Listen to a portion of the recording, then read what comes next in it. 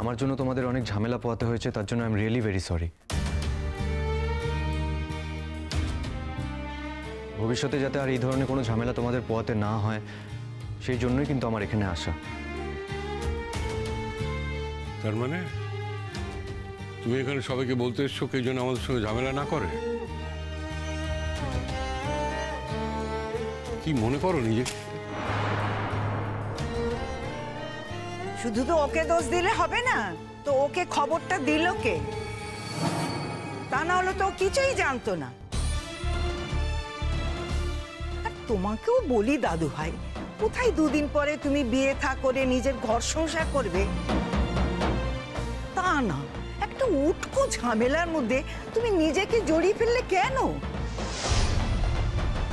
বলছি জজদা, সেদিন না পুরো তোমাকে সিনেমার হিরোর মতো লাগছিল। মানে তুমি শবনম দিদির মাথায় যখন সিঁদুরটা পরিয়ে দিচ্ছিল না, ও সিনেমাতে ওরকম হয়, সব সিটি বাজিয়ে ওঠে। আমার তো খুব সিটি বাজাতে ইচ্ছা করছিল, কিন্তু কি জানো তো, ওখানে যেরকম বিপদ দেখলাম, ভাবলাম সিটি বিটি মারলে যদি আমায় আবার তুলে ফুলে নিয়ে চলে যায়, তাই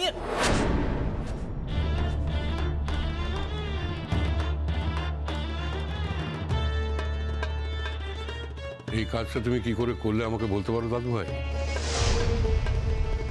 তোমার না দিদিভাইয়ের সঙ্গে বিয়ে হয়ে গেছে? দাদু ভাই, এটা আমার আর শবনমের ব্যাপার, তুমি প্লিজ এটার মধ্যে ঢুকো না। আমরা এর মধ্যে ঢুকবো না মানে?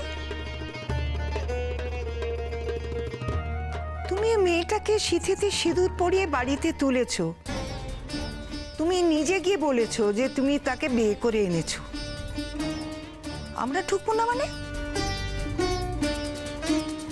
বললাম তো, এটা আমার আর শবনমের ব্যাপার, তোমরা প্লিজ এটার মধ্যে ঢুকো না, প্লিজ।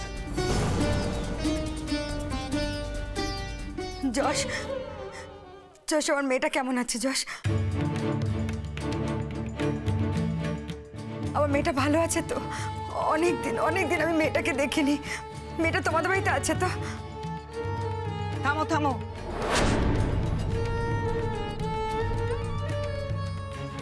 অনেক বড় বড় কথা বলেছো।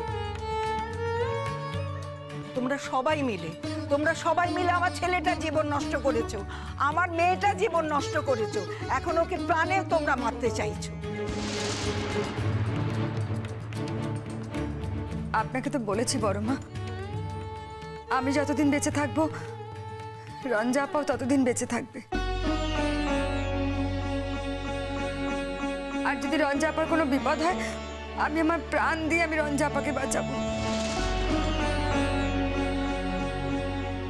আমার মেয়েটাকে যে এত বড় বিপদের হাত থেকে বাঁচিয়েছে, তাকে আমি ভুলে যাব?